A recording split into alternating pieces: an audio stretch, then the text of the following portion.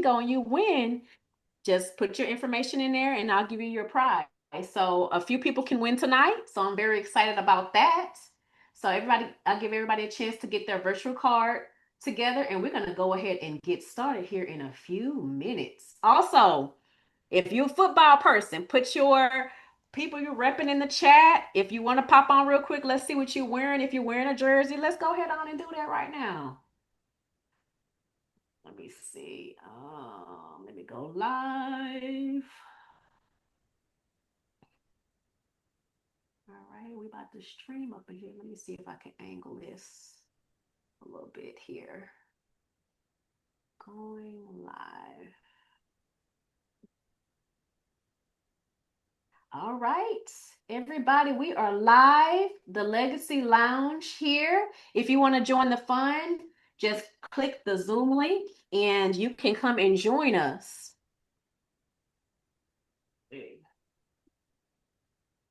All right, so hold on.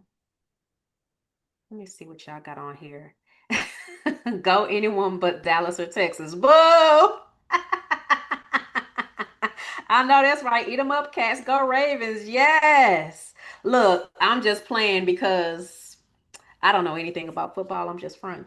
I don't have a bingo card. Can you please resend? It's a link. I'm trying to see if I can pin it, but I'm it's gonna copy it and repaste it. Copy link. there. So, Paste. okay. Okay, I just put it. All right, thank you. All right, perfect. Perfect. Everybody get your virtual bingo card so we get some prizes up in here. And then of course we have Kahoot at the end. But I wanted to make sure everybody was able to get like a little small, little something, something. Um, and go from there and make it fun. Make sure y'all paying attention, right? Because some of these words and some of these things might be on the test of the Kahoot quiz or whatnot, and then you can win more than once, right? All right, guys. So let's see. Let's go ahead and get it started. So as y'all know, this is the Legacy Lounge, and I'm your host, Tasha Rodriguez, and we're gonna have everybody that's on the line go ahead and introduce themselves. Are we Hey talking everyone, about your hosts or your guests? The panelists and my guests. So I'll go ahead and start with my panelists, and then the guests can go ahead and chime in and introduce themselves. hi, yes, I'll start. My name is Reid Pierson. I'm an investment advisor with a firm called Financial Management Services of America, and I'm excited to be here with you all. Love to see the turnout. Yes, yes, yes, yes. I'm Nicolette Nemdali with New York Life. I specialize in life insurance. I am Candace Gilbert with Realty One Group Experience, and I also own Dynamic View Custom Creations, which we'll get into a little later. All right, and then our wonderful guest. I would love y'all to introduce yourselves and your business or your company. So I'm Sarah McMullin, and I'm an attorney. I own McMullin Community Law. Thanks for having me. Thank you. Thank you for being here. Shann Rizvi. I'm the proud owner of RizBiz Services. I'm a bookkeeping and tax professional. Thank you. Rizvi is Rizvi. Shann, it's a little hard to hear you. Can you turn your volume up a little bit? Yeah. Let me check that. Can you hear me now?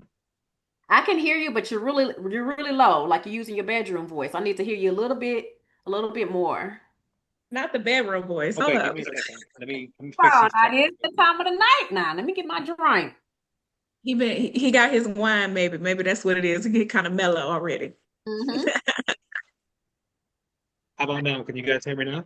That's good. Thank A you, little Shann. bit better. There it is. All right.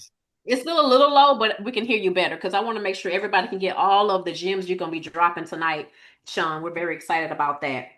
So, first things first, thank you guys, everybody, for being here, my panelists, my guests, and most importantly, all of my audience and everybody's gonna be part of this and be able to enjoy this game. So I'm so excited. So I'm gonna get this party started right. I'm gonna do a general question and then we're gonna start doing some highlights.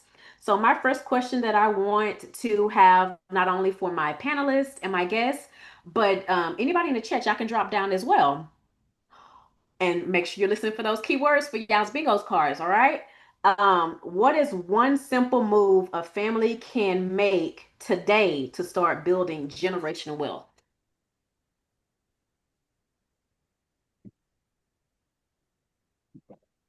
Anybody wanna? All my financial advisors in the building. I know y'all got the gems.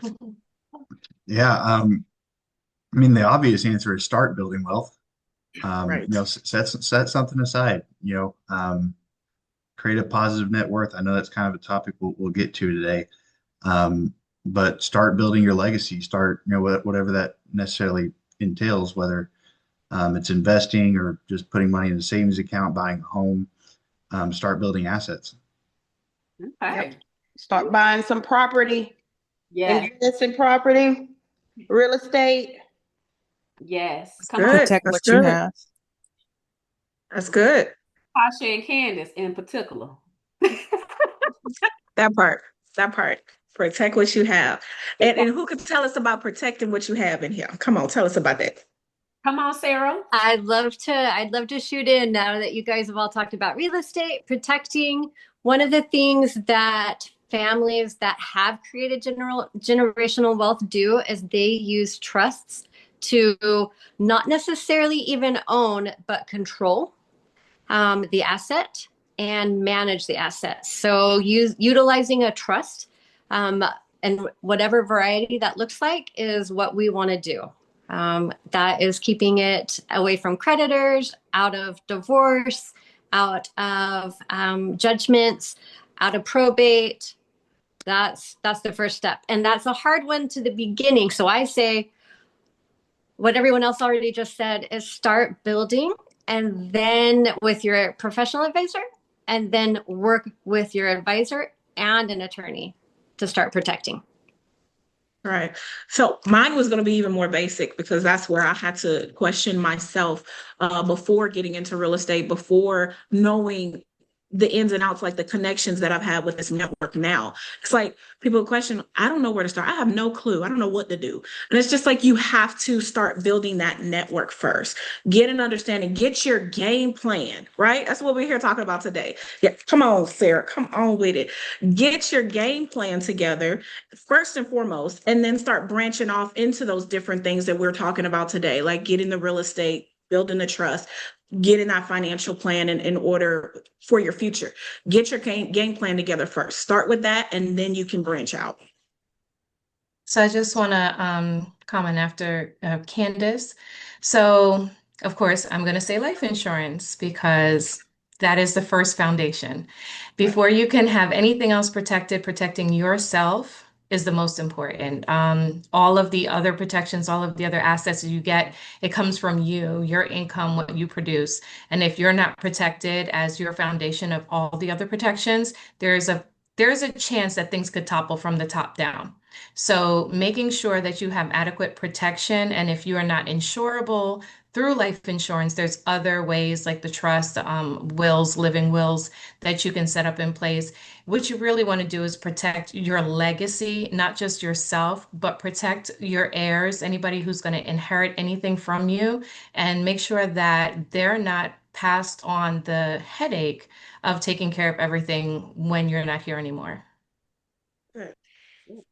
I think this is pretty awesome that we're actually making this football related because we just talked about the defensive side, but I mean, one of your lifetime expenses that is very expensive is taxes. So getting into the offensive side of creating these tax saving strategies is another step forward to making sure you get that step closer to legacy status. Well, Shann, I think you and I are playing on the same team right now because there's only two things you can't avoid in life, right? Yes, ma'am. Who knows that Taxes answer? and No. death. Yep. Yep. Inevitable, baby. So yes, yes, Right. yes. Let me see if anybody have anything in the chat that they would say too. Okay. Nothing yet, no problem. We're gonna get it hot up in here.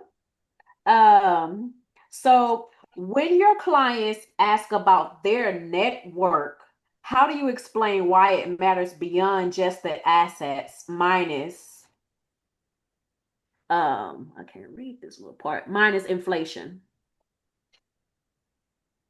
Sorry, you started breaking up on my end. Tasha, can you reread that question? Of course. So when your clients start asking about net worth, how do you explain why it matters beyond just assets minus the inflation? So, I guess I can touch on this here, and I'm assuming the question was assets minus liabilities. Um, and I always like looking at it really a couple different ways. For starters, your net worth goes to show the value that you bring. And for those that like to think of building wealth and acquiring these assets, leaving a legacy in more of an ethics bound manner, your net worth is simply an indication of what you've given over what you have received, of what you've taken, right? So it shows that you've provided more value to society, to the people around you, to consumers than you have taken there in return. Okay. That's how I like kind of describing it. Yes. Okay. Yeah, to And I think that the piggyback. only, yeah, go ahead. Go ahead. I mean, to piggyback off that, I feel like your net worth really equals changing your family tree. So trying to figure out ways to change your family tree, that's where what's going to make it more important in valuing your net worth. And being able to see what your assets are, what that inflation is going to look like, what those liabilities are going to look like, that will determine how far you want to change your family tree. So I think that's something to correlate with your net worth. That's That's awesome. good. I know for a fact we said at least about 2, 3 bingo card words now. Let me see, Veronica. Break generational curses of poverty. Absolutely. Yeah, Absolutely. that's real good. That's really good. Thank you for that. Okay, so we're in the first quarter. So we're going to talk about building the playbook. So building a playbook, my question is an overall question, and I'm going to start getting into the highlights very soon here. So what's one wealth building move you wish you made earlier in your career?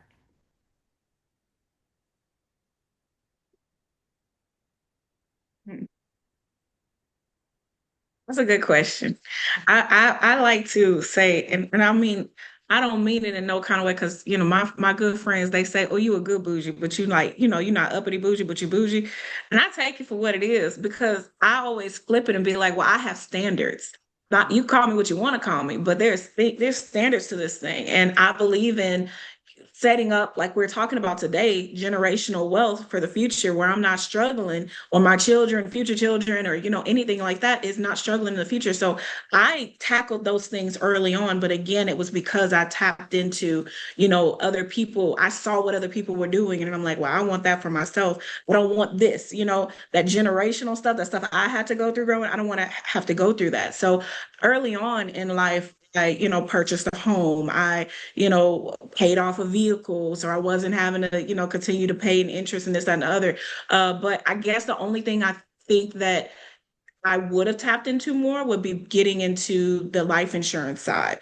Because that learning that whole aspect, even now, touching bases and doing these type of things with the podcast with Nicolette, like I've learned so many things through this that I wish I did know sooner. But yeah, I think life insurance earlier on would have been something I'd have touched into. That's good. Very, very good, Candace. I think for me, stay at home. I'd have stayed at home longer. I know you guys could all relate. Adulting sucks, right? I would have stayed at home. Hey, man. No, but I would have probably invested earlier in life insurance and maybe a Roth. This way, by the time I get to retirement, I have a little more wealth, and I'm gonna let Reid elaborate on the Roth, why you should like invest a little bit earlier. Sure. And I was actually just going to say my answer is going to be very different than most, because I mean, naturally, right? This is what I do. I've done it for quite a while. And my interest in investing stemmed when I was like 12 years old. So it's going to be very different than most. But I will say that I've made bad decisions with money, just like everyone else has. And my decisions came from young and dumb, early 20s, bad decision. I wanted to take the trip to Vegas, and I wanted to do all this extra stuff. And I would say just as important as getting started in investing and saving and protecting yourself, getting life insurance for the family, it's maintaining the building mindset. And I think from what I've seen in families that have truly built generationally changing wealth, is that's what set them aside, is the actual mindset that I'm going to change this family and I'm going to start building something that will last for generations. And I think I saw a comment from Veronica earlier, um, breaking generational curses. I always say, the Vanderbilts, the Rockefellers, all of those families, they since the beginning of time, they weren't wealthy. Once upon a time, they were just normal people, probably, trading just like anybody else. But there was one person in that bloodline that came along and said, I'm going to be the one that changes this. And I'm going to, start something that, lasts to my grandkids and my great grandkids, so on and so forth. So maintaining a building mindset, I know it's hard at times. Sometimes we want to go and have fun, but I think that's incredibly important.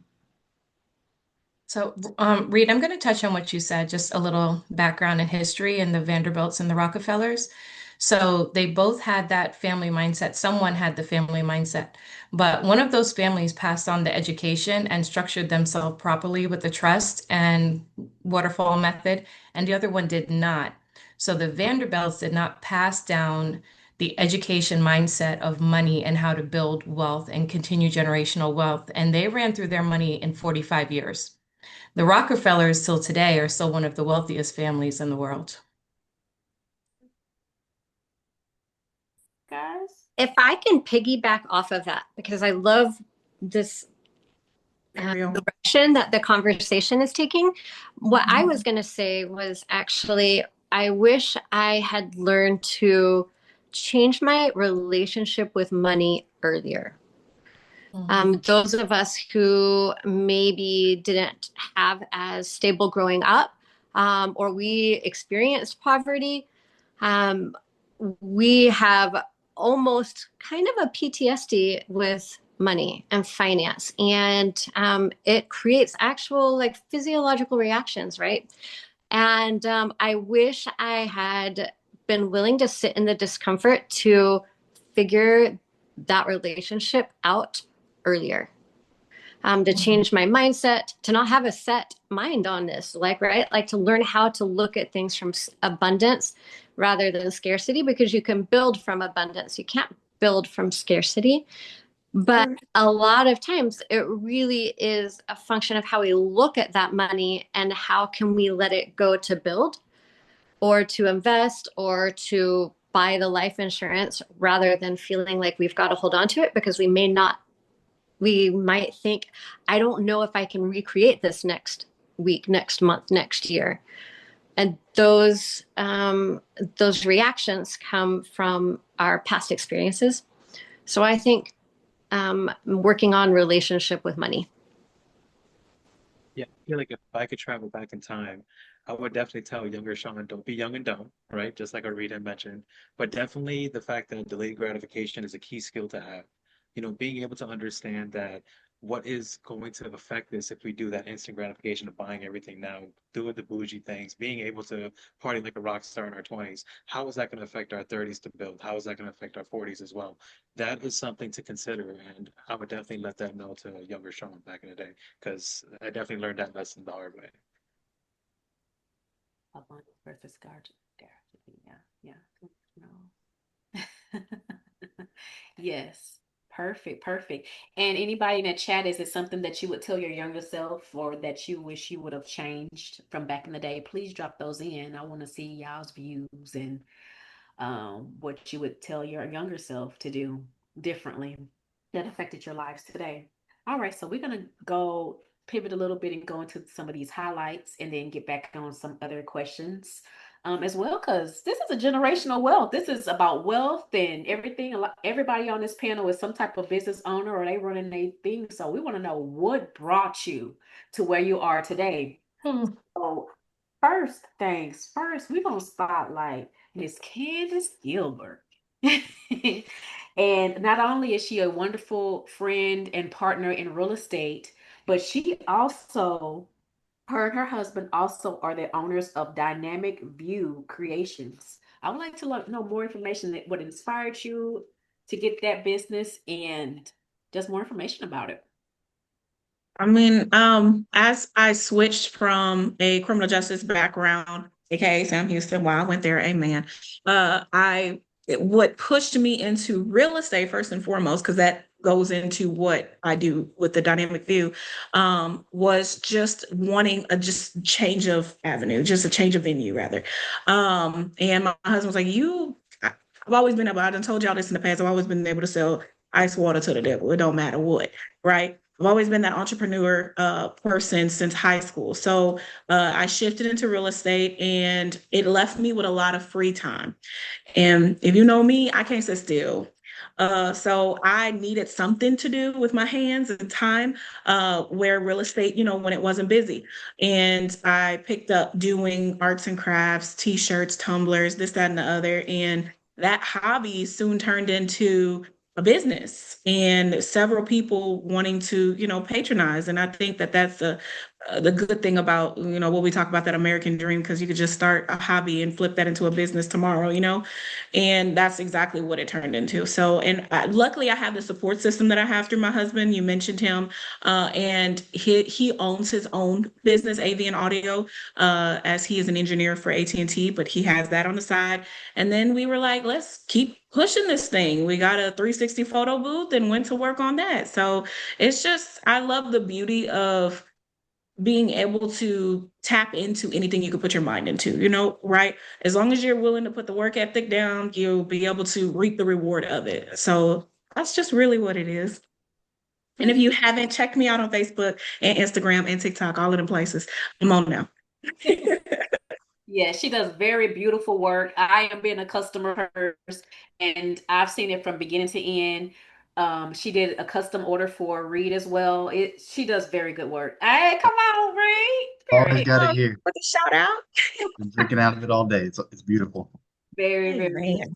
She does wonderful work. All right, up next. So I want to go over to Nicolette Nemdali because she has a plethora of different business venues that she's been part of and that she's working on now. So let's talk a little bit about that, Nick.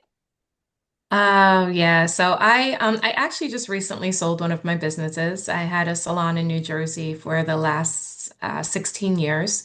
Um, I was in that industry for a very long time. COVID came along, shut my business down for what was supposed to be 2 to 3 weeks, turned into 4 months. And it gave me a lot of time to think and to really, I guess, process if I have a brick and mortar and it gets shut down, what else could I do? What else could I tap into? And at that point, I had been in that industry for already almost 20 years. And I had to choose between building on the skills I had in that industry or tapping into new skills. And one of the things that happened over COVID is I discovered crypto. I started trading. My son and I would like have all these conversations about trading and crypto, and I went down the rabbit hole researching finance, and I loved it. I actually absolutely loved it. Not just the rush of trading, but the education behind it and looking at all of the experts and reading their views and opinions and the history. That's another thing. I was like a history major in school and had a degree in teaching, and I was supposed to be teaching history. But a part of history and how it repeats itself, especially in the financial industry, was very interesting to me. And as time went by, I also then started researching some things for my mom, right? And so she'd ask questions. I'm like, let me go look into that. And then I started having my own questions about generational wealth. That just stuck. That I took and ran with it because to me, anything in finance, life insurance, any of those areas, to me, it's almost like a life skill. It's like swimming. A lot of people don't know how to swim. A lot of people do not know what to do with finance, how to build money, how to build wealth, how to leave it. But I do believe that if you've ever earned money, if you've ever made a living for yourself and you go broke, you could absolutely make a living for yourself again. If you've ever been rich and you lost it, you already know you can be rich. The one paralyzing thing for people is fear. The fear of money. They're going to squander it, they're going to spend it, they're going to lose it. But if you get over the fear of the money, because you've made it before, you can make it again. I love that. Thank you, Nick. Yeah, and yes, Tasha, in my back pocket, I do have another business. When I came to Texas, I created an LLC because I believe everybody should have an LLC. Shann, you could elaborate on this, but I think it's great for tax purposes. I was able to do certain write-offs with my LLC while my son was in at Sam Houston State. I was sponsoring him. I did an NIL for him through my LLC. So the money I would have normally given him through the year for free that I couldn't write off, I then was able to write off through my business by doing an LLC, by doing a NIL for him, which is a name, image, and likeness. Awesome. And then, guys, if you hit your bingo, put bingo in the chat, and then send me a private message to Latarcia so that I can give you prize. But yeah, wonderful, wonderful gems. Thank you so much for that, Nicolette. I know you have something else in the works, but we can tap on that later. Yeah, if y'all could tell by my tea here, I'm a bit of an herbalist. Yes, yes, Uh-huh. yes. So wonderful. And last but not definitely not least of my panelists, Reid Pierson. So I know that you're in the advisory world and a broker, but let's Sure. learn about what got you into that and how did you develop that knowledge and that hunger so young? Just Sure. oh, So, I guess I would say I'll start with the entrepreneurial mindset. For in some people it's just there, and with me it's just there. I would say I was born an entrepreneur. I was 12 years old. I'd find a way to make money. I was making slingshots, selling them to my friends, whatever it took. I'd put a few bucks in my pocket so I could go to GameStop and spend 10 bucks on one of those already opened Xbox games. But yeah, I mean, that's always been there. And then in finding ways to make more money, I stumbled upon investing, um, starting businesses.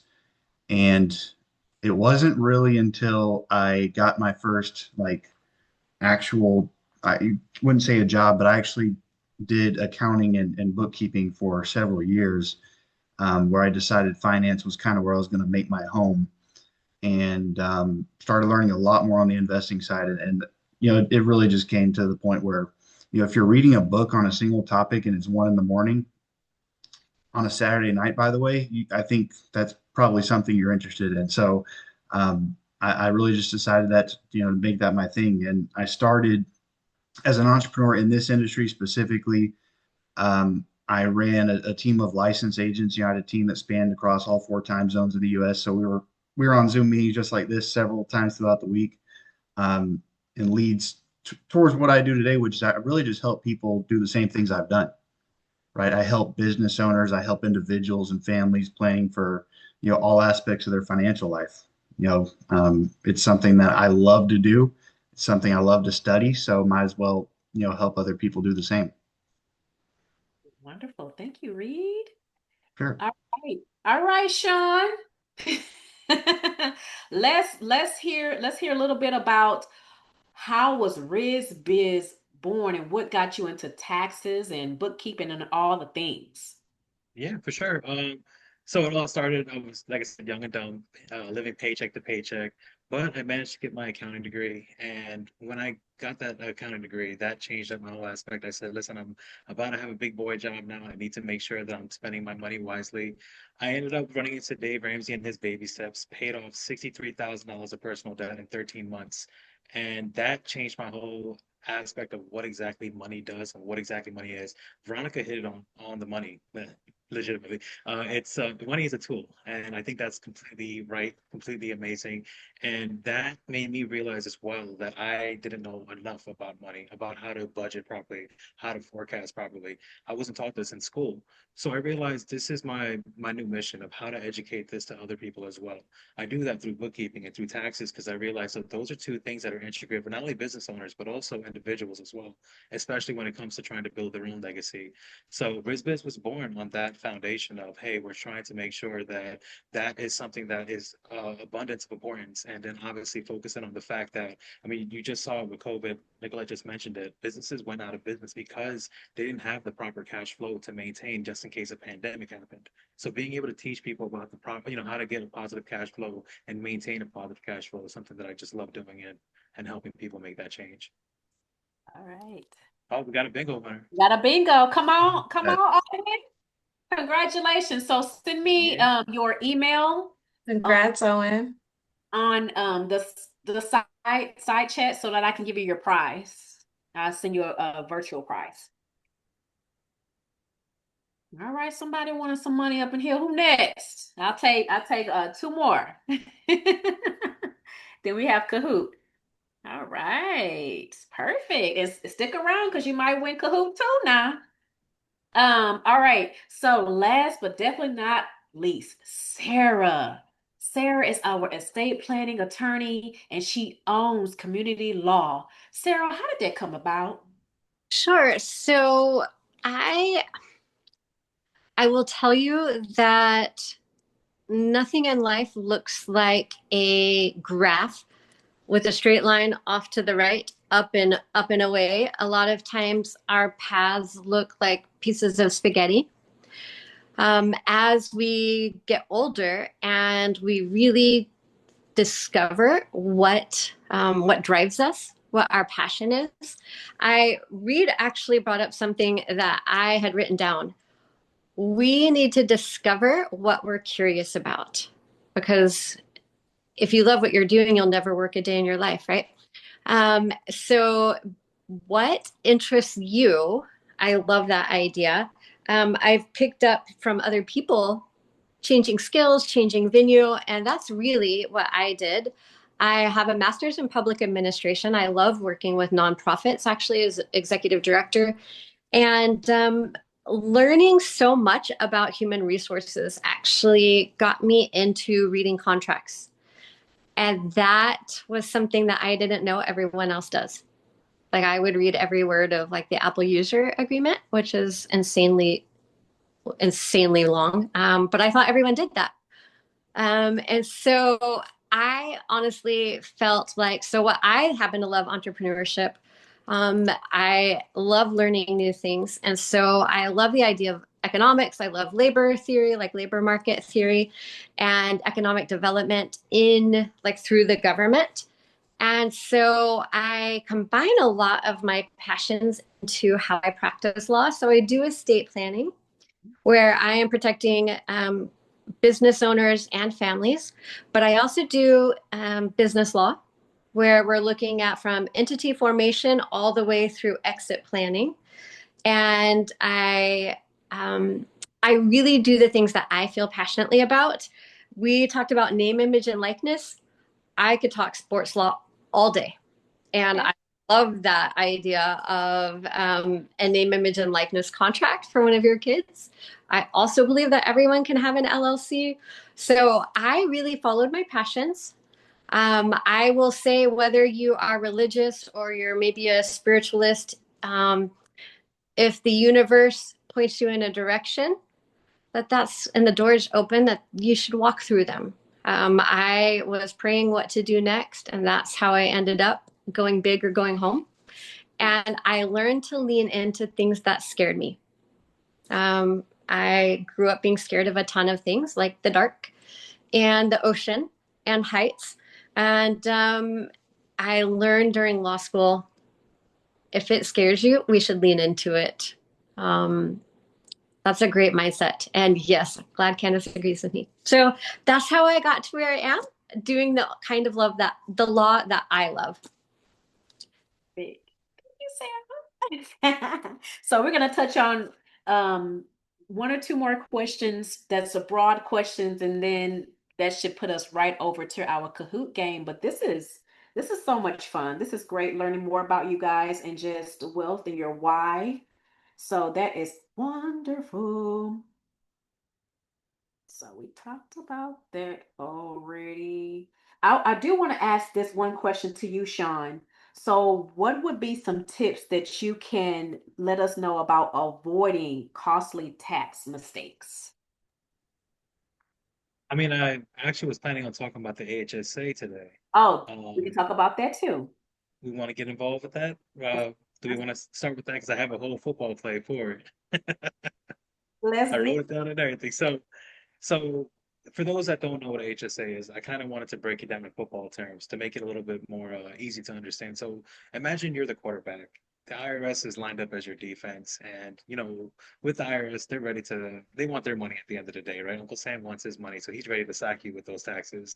But the good news about the HSA is this is considered what in football terms would be is the option play, because an HSA is a health savings account, and it's one of the smartest tax strategies out there because it can give you three ways to score. And essentially, how it works is first, when you contribute money into that HSA account, it actually lowers your taxable income right away. So it's like handling that ball over and getting easy yards in the football field. Along with that, that money that's inside that HSA can actually grow tax free as you invest it. So that's like a wide receiver catching and getting all those yards after catch, just getting extra money tax free. And then when you take the money out for medical expenses, you don't pay tax on those withdrawals either. And honestly, that's like a pitch option ready for you to score, so you're able to handle that. So these are three different ways. I mean, every single move gives you positive yards against that IRS defense. So that's why it's called that triple tax benefit. If you look at it online, search up the HSA for sure. But just like football, you have to play by the rules when it comes to having this HSA. Otherwise, the ref or the IRS in this term will penalize you. And what those three rules entail are essentially that you need to be enrolled in what's called a high deductible health plan. For 2025, the contribution limit is $4,300 if you're single, 8,550 if you have a family, if you're covering a family. And the third big rule is that you can only use it tax-free for qualified medical expenses. So that includes things like doctor's visits, prescriptions, even some dental and vision costs as well. And if you follow those rules, you keep the play clean, then eventually, and you'll avoid penalties and you'll eventually score. So I definitely wanted to entail that HSA in a way where it's just not another account, it's a power play in your tax strategy. And basically you save money when you put it in and you grow it without being taxed on it. So I definitely wanted to make sure that everyone here knew about that. And if you guys had any questions on it, please feel free to reach out. We could definitely break it down. For sure, for sure. And then you have some feedback here or some questions here for you, Shann. So Candace has no penalties on withdrawals early or either. Candace says no penalties on the withdrawals either. So no penalties on the withdrawals. Only if basically if it's a qualified medical expense, that's when you won't get penalized for it. No, you won't be penalized. If it is just a regular withdrawal for whatever, then you're actually going to get penalized an extra 10%. We don't want that. So that's why you want to make sure it is a qualified medical expense. Yeah, so basically you could use it at pharmacies for your prescriptions, over-the-counter prescriptions, but you can also, which I did, I used it for my retainers. So my dental didn't cover Invisalign, so I used my health savings card for that instead of having to come out of pocket. Okay, Yeah. that's definitely helpful. Thank you. One thing to mention as well, kind of to Shann's point, even if it comes to a point, you're 65 years old, you have extra HSA dollars that aren't going to be used elsewhere. If you're 65 or older, you take the HSA money out for non-medical expenses, you're not going to have to assess the 20% penalty. So that's post age 65. If you take it out before then, of course, you got an extra 20%, which is pretty substantial. Awesome. Awesome. That's some good gems right there, Shann. Thank you for that. And it goes right in line with our theme. I appreciate that. So I have time for one more question that everybody can kind of touch on. What is a trending hustle or income stream that actually works?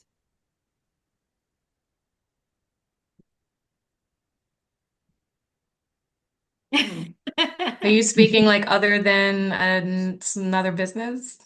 Other than another business or just income, like for example, my kids swear up and down they want to be the next big YouTuber. Okay, or Yeah, influencer. I mean, those are like the trending income yeah. streams that people are doing. And since they're twins, I was like, go for it. Make that bank. Y'all identical twins too. That would be That's exactly where my mind went. I was like, social media influencers, but I can't speak to that because I don't care for social media like that. I yeah. get if it were not for my business and what I do is driven partly through social media, I wouldn't be on it. I didn't get a Mm. Facebook page until I hit like my second year in college. That was just me. So I can't speak to the influencers, but I mean, yeah, it is a lot. Like I have family members who, again, through hobbies or their passion with, being in the medical field or health, gurus, they started their own juicing business and it just took off again through marketing through social media, going to those vendor markets and, stuff. So I think it's more of tracing back to what Sarah said earlier, finding what you're passionate about. And if you are ready to put the work behind it to make it successful, then, you could be successful in pretty much anything you set your mind to. But you got to set your mind to it. Get that game plan together, folks. Twin. Yes, absolutely. Can Oh, I say something? Can I add on to that? Yeah. sure. Really quickly, I love the idea of that passion, the cottage industry. That's a great way to do it. But actually, the thing I am looking at are businesses that are not easily replaceable by AI. So I'm looking at how do I purchase an HVAC company from a boomer who is retiring?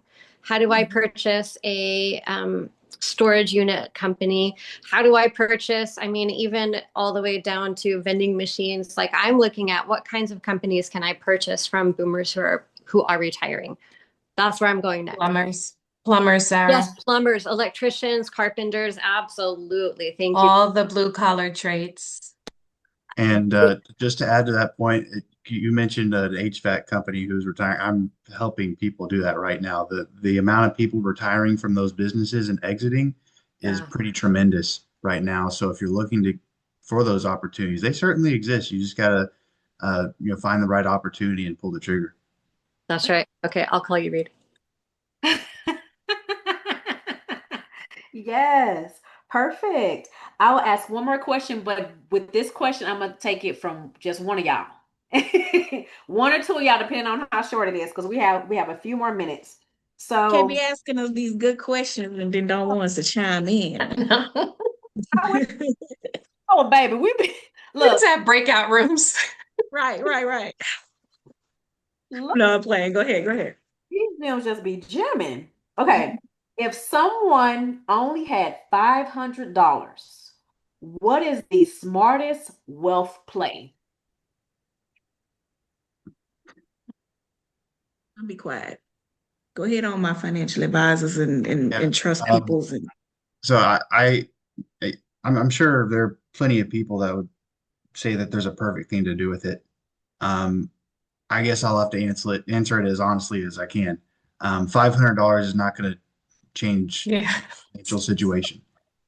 It won't. Sean, you went through Dave Ramsey's thing. He's big on $1,000, right? Save $1,000. Car breaks down. You got something there. That's what I would do with $500. I would tuck it in the back of my wallet, so just in case. There is no index fund. There is no private equity fund. There's nothing, no investment out there that's going to make you a millionaire with a $500. That's just the reality. However, might add some peace of mind so that you can continue chasing your biggest wealth driver, which is your income. Um, but I would say use it as a protective tool. Okay. I I would kind say of if have I the had nothing else but $500, right? I'm pulling a four squares. I'm buying $500 worth of candy bars, a dollar each. I'm gonna sell them for $2 each. I'm gonna go to the highway. Hopefully not on a too hot day, but I'm gonna sell it. I'm gonna sell the candy bars for $2 each. I'm gonna have my $1,000 and then rinse and repeat until I have enough that I could actually do something with. Boots to the ground with $500 because anything you're going to invest it in, it's going to take a little time to grow. And if you're more risky with it, then you may lose it. So if that's all you have, I'm boots on the ground in front of people, selling those dollar candy bars for two, telling them it's for a good cause, it's for my financial future. Invest in me. Yeah, that's what Sarah said. She said, make sure you get insurance. I'm sure you get insurance policies or with $500. So You can, but don't forget that there's monthly payments unless you're I was paying about to say you gotta annually. pay it next So month too. So yeah, yeah, I unless was you're thinking super young and you're getting a term for $6 a month, $500 Yep. is not going to get you, it's going to get you coverage. It's not going to do anything else for you. yes, yes, I love it. I love it. All right, y'all. So we're about to go to our next phase. Any other bingos before we go to Kahoot now? All right. All right. Let's see who's gonna win this next one. I got you, Owen. So let's see. Hold on. It's a start. We start somewhere. So thank you guys for that. I am going to share my screen. Where's the yeah. Here you go. All right. Start sharing screen. Participant computer sound share. Yes. Um, share sound. I shall do. I did this right. Okay, y'all. Let's play the Wealth Playbook. So I'm gonna warn y'all. Okay, first and foremost, I'm not gonna assume that everybody has played Kahoot. Kahoot is like a little game from back in the day that we used to do in our school days. It's generally multiple choice or true or false. I have mostly wealth questions in there, and I do have a little football sprinkled in there. It's about 18 questions, and it's whoever answers the question correctly and the fastest. And let me tell you, these questions are kind of fast. So make sure you read fast. All right, let's get started. Let's see who's going to win the next prize. Now, everybody can play, but of course, the prize only goes to the people in our audience, that has came. But everybody can play. And then whoever is not one of the members on the panel that's the highest will get the prize. Let's get it. Oh, I don't hear anything.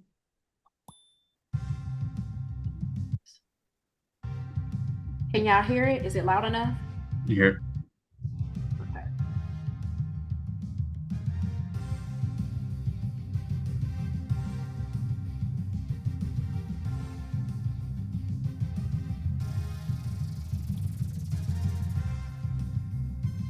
Of course.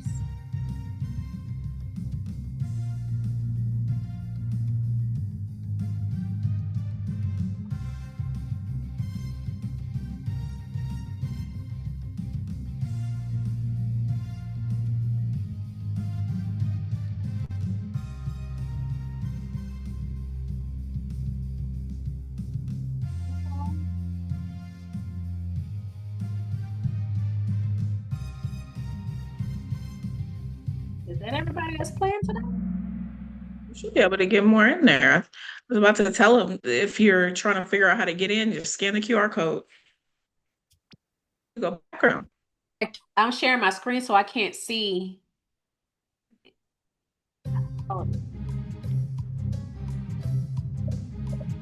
hold on, y'all. I can't see the Zoom, like if anybody's saying anything. So Okay. screen. No, No one put anything on there? no, I think someone was asking how to share the link at first, but you shared the QR code. Okay. But because since I'm sharing my screen, I won't be able to no longer see anybody saying anything. So y'all will have to help me out on that. What's the You pin on wanna- there? I scanned the QR code, but it's asking for the pin. Yeah, because I stopped it just in case somebody didn't have a chance because it started. So we're gonna have to start again. Okay. All right.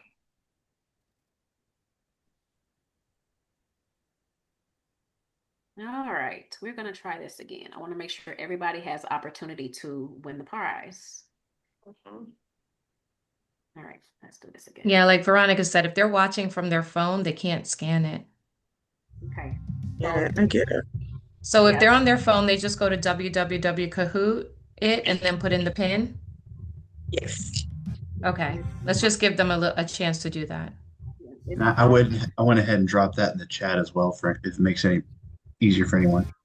Yeah, because Okay. the only thing it gives it times it down, and there's nothing I can do. So I'm gonna have to keep restarting it. So with that being said, I'm going to let you guys drop it down in Kahoot so everybody can hear from a few minutes and then hop back in here because now it's been 9 seconds.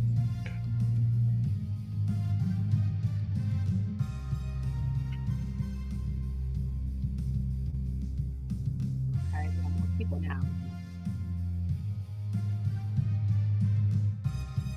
Okay, as people are adding, then it adds more time. But Yeah, once, it restarts the time. yeah, and I don't see none of y'all on here, so the panel's not playing anymore. Okay. I'm in now. I'm in now.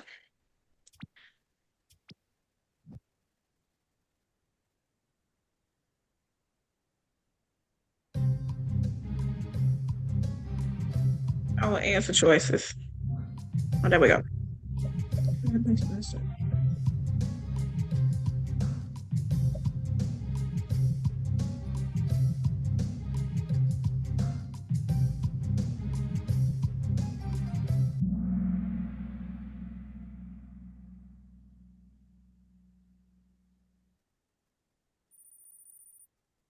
Okay.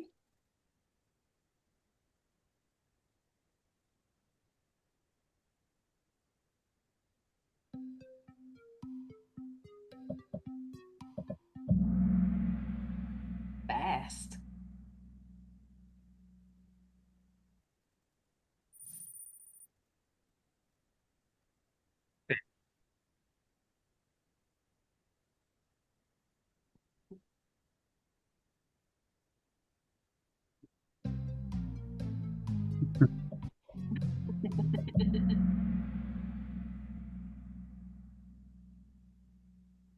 Man, I know Mr. Finance would have been at the top. All right, oh.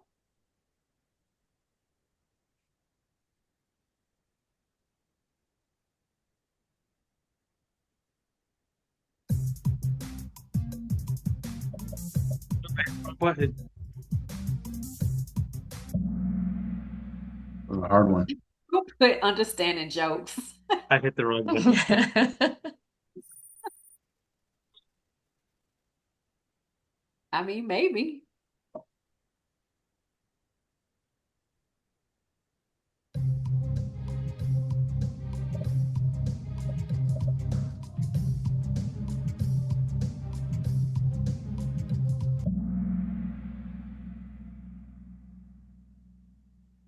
Right.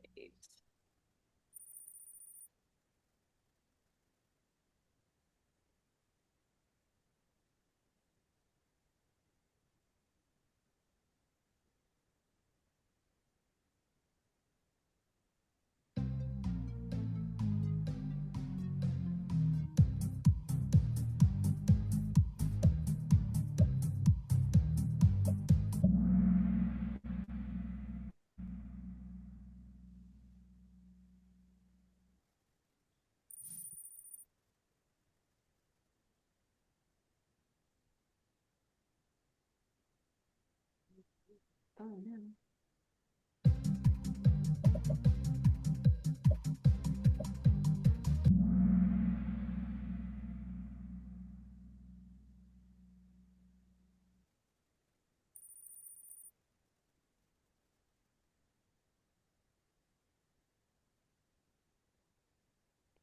All right. Some of these you can pick more than one.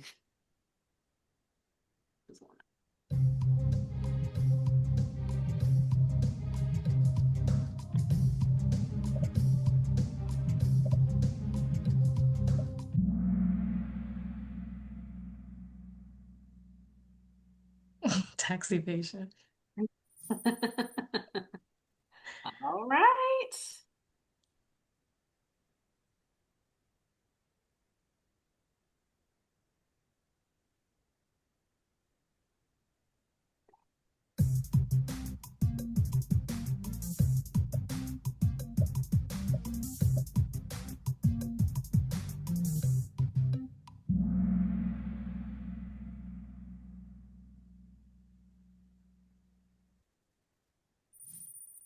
All right now.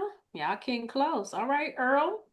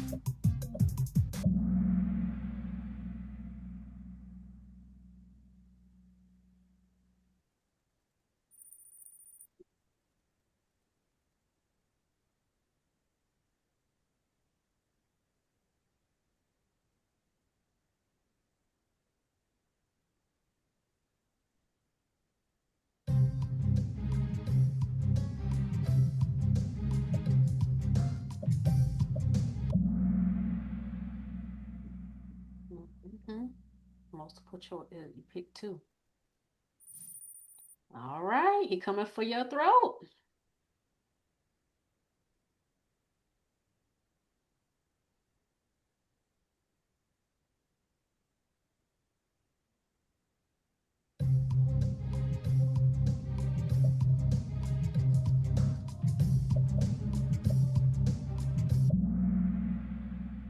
Period. Okay.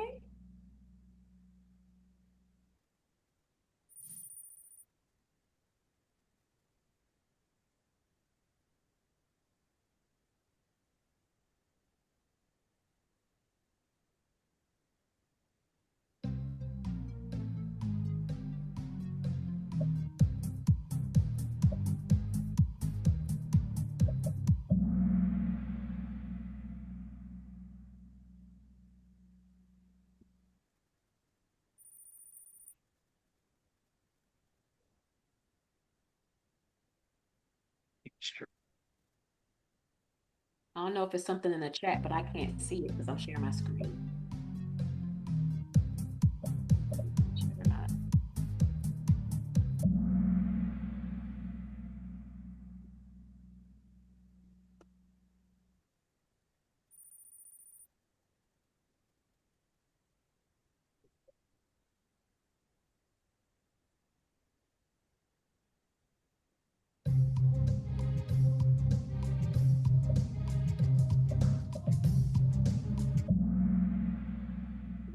Hey, they was listening, Nicolette. Y'all smart.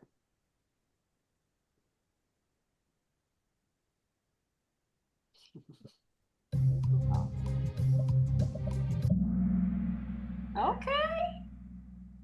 Wasn't quick enough. This is upsetting. But you on board though, friend. At the bottom. Right there, everybody else. Last but not least. I don't want to talk about this answer.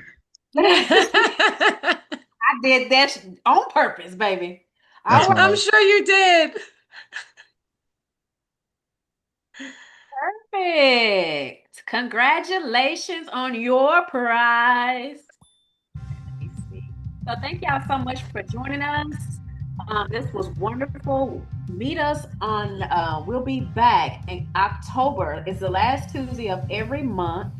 So we'll be back here October, same time, same place, the 28th, where we're going to talk about campfires, spooky tales, and all that stuff on what not to do with your money. And still prizes and all that good jazz. So thank y'all so much for coming out. And y'all have a good evening. Good night, everyone. Good night, everybody. So, And I'm gonna stick around because I have to get those. Please send me your email if you the winner for the Kahoot so that I can send you a prize.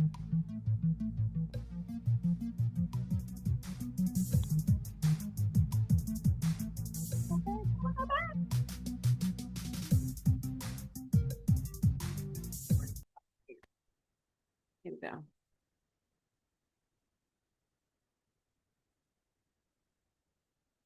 All right.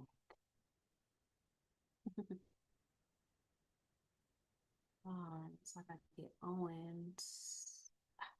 I don't know who Earl is.